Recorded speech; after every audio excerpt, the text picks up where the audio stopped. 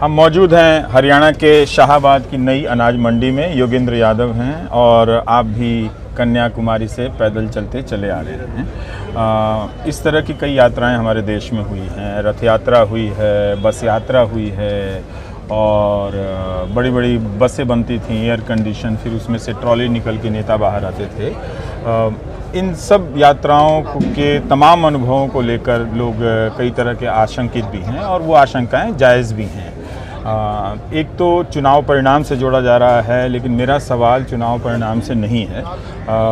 मान ही लेते हैं कि चलिए हार गई है कांग्रेस पार्टी, जैसे लोगों ने मान लिया है तो ठीक है, पर मेरा सवाल ये है कि क्या ये यात्रा कांग्रेस को बदल रही है, ऐसा आप देख पा रहे हैं?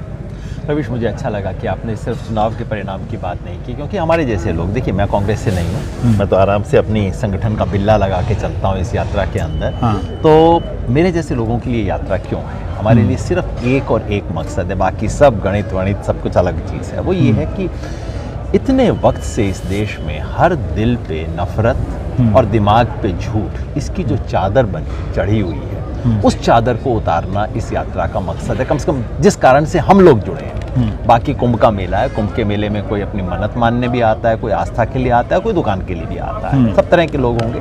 हम जिस उद्देश्य के लिए आए हैं और इस 115 दिन में मैं नहीं कहूँगा कि ये झूठ और नफरत की दीवार टूट गई है, बहुत बड़ी है और बहुत समय लगेगा इसे पूरा तोड़ने में, लेकिन इसमें एक छेद हो गया है। छेद हुआ है साहब, और इससे एक रोशनी की किरण आनी शुरू हुई है। दूसरी बड़ी चीज़ जो हुई है कि बीजेपी वालों ने एक बड़ा पोस्टर बनाया था, जिस पोस्टर से वो अपने सारे पाप ढक देते थे, और वो पोस्टर था पप्पू। वो पोस्टर फट गया है।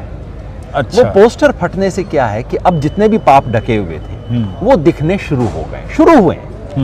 और मैं शुरू में ही आपको बोल दूं, इस यात्रा का असली काम 31 जनवरी के बाद शुरू होगा। इस यात्रा का लक्ष्य न तो दिल्ली था और ना ही इसका गंतव्य श्रीनगर है। इस यात्रा का गंतव्य होना चाहिए इस देश का हर आखिरी दरवाजा, हर दिल पे दस्तक देना, ताकि बस एक चीज़, मेरे लिए इस यात्रा की सफलता का एक पैमाना है, आज नहीं होगा 10 साल बाद भी हो जाए, इस देश का हर आदमी झूठ को झूठ बोलना शुरू कर दे और नफरत को ना कहना शुरू कर दे, बाकी सब होता रहेगा, सीट वोट सब चलता जी, आपने कहा कि वो पोस्टर फट गया पप्पू वाला, लेकिन उसके लिए कई बार राहुल गांधी भी इस तरह के संकेत देते थे, छुट्टियों पे चले जाते थे। उनकी ही पार्टी के जैसे ज्योतिरादित्य सिंधिया हुए, वो चले गए, हेमंत बिस्वा शर्मा चले गए, तो सब कोई पार्टी में अलग अलग कारणों से टूटकर चला गया। तो ये देखा जाना गलत भी नहीं था कि उनका पार्टी पर किसी प्रकार का प्रभाव नहीं है, नेतृत्व में उतना दम नहीं है। क्या वो नया पोस्टर कांग्रेस के भीतर बन रहा है? एक पोस्टर जो बीजेपी ने बनाया वो फट गया, ठीक बात है, लेकिन क्या कांग्रेस के भीतर राहुल गांधी को लेकर कोई नया पोस्टर बना है? तो फिलहाल मैं बहुत ही सीमित बात कर रहा हूँ।